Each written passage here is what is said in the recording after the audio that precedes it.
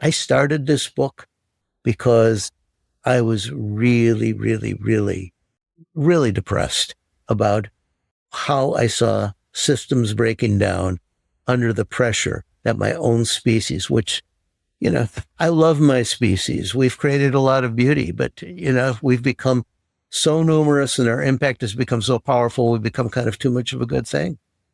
I was worried that there was no way that we were going to be able to overcome the relentlessness of the pressures that we put on the rest of the planet. But by the end of this book, I was so uplifted by all these people and by the variety of people that I found in the most extraordinarily different circumstances, each of them daring to hope and oftentimes succeeding, that I'm there with them. This ain't over. Welcome to the Mongabay newscast. I'm your co-host, Mike DiGirolamo, bringing you weekly conversations with experts, authors, scientists, and activists working on the front lines of conservation, shining a light on some of the most pressing issues facing our planet and holding people in power to account. This podcast is edited on Gadigal land. Today on the newscast, we speak with veteran journalist and environmental reporter Alan Weisman, whose career has taken him to over 60 countries. He is the acclaimed author of books such as The World Without Us. His latest read, Hope Dies Last, is about the incredible humans working to save our planet. Weisman visited a diverse array of locations and solutions, some nature-based, some created in a lab, and others done in meeting rooms. In this conversation, he takes us through his reasons and methods for selecting these stories, the depression that prompted him to make the book, and the hope that it left him with. I count myself among the readers who put this book down with a deeper appreciation for what exactly hope is and isn't, and how, as activist Michael Greenberg states in the book, is a self-fulfilling prophecy.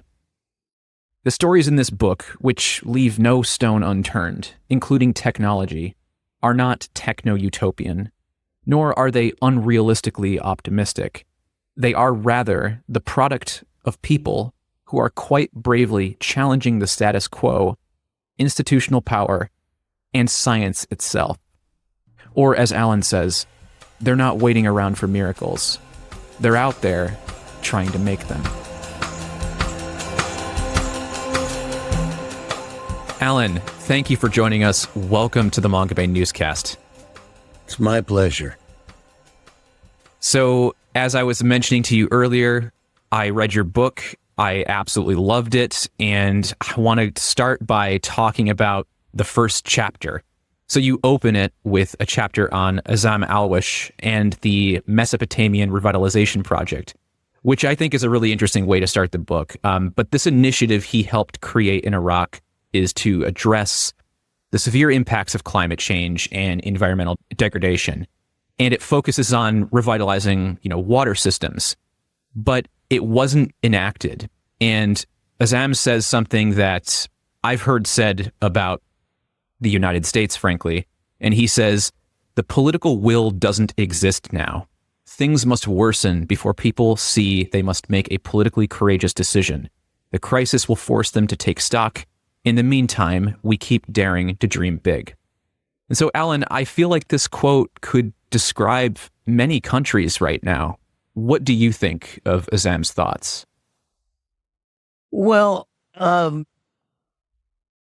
sort of in reverse order, daring to dream big is a theme throughout this book. My book is called Hope Dies Last, and I portray people like Azam that I found in all walks of life. I mean, everything from, scientists and engineers to religious figures to even military people who were all united in the sense of something has got to happen. We can't wait around for it to happen, but we must try to make it happen.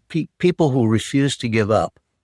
Azam was a great example of that because, fortunately for me as a writer, he began in one of the most symbolically potent places on earth that nearly all readers are going to feel some resonance with. I mean, his work in the Mesopotamian wetlands, which was the biggest wetlands in the world before Saddam Hussein drained it in the 1990s to flush out Shiite rebels who were trying to overthrow him.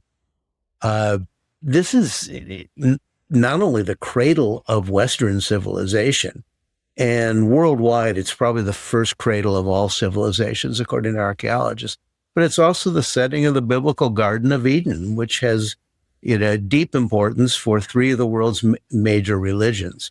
So by setting something there, it's easy for me to get people's attention.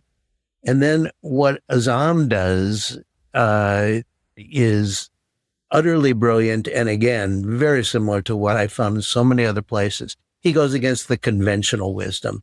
Everybody said that after a decade, when Saddam was finally deposed by the United States troops, that all of this wetland was lost, the roots had been desiccated too long, nothing would ever sprout there. And he tried to raise international funds to undo the damage, couldn't. Finally, he and one of his co-conspirators, another civil engineer, just rent a earth mover for $30, $30 US, and punch some holes in it, flood the marsh. It stinks to high heavens for about 6 weeks, but then suddenly green starts to appear.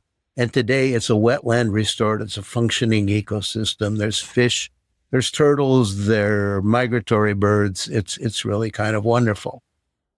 And yet, to your question, is it going to be enough to inspire the nations of the world to act? Or what will it take to inspire them to act? Do the disasters have to keep deepening further and further?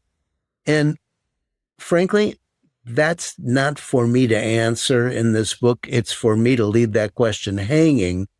But in the meantime, it should show how individuals, just like all of us, can just pick up the mantle that nations have avoided hoisting and make things happen. Instead of sitting around waiting for miracles, start to try to make them. Hey, and thanks for tuning in to listen to the first few minutes of this interview. There's a lot more to it. So if you want to hear the full conversation, find the Mongabay newscast wherever you get your podcasts from and click subscribe. You can also get each new episode straight to your inbox by subscribing to Mongabay's weekly newsletter at mongabay.com. If you really want to help support us, you can also donate to us at patreon.com/Mongabay. Don't forget to leave a review. And thank you, as always, for listening.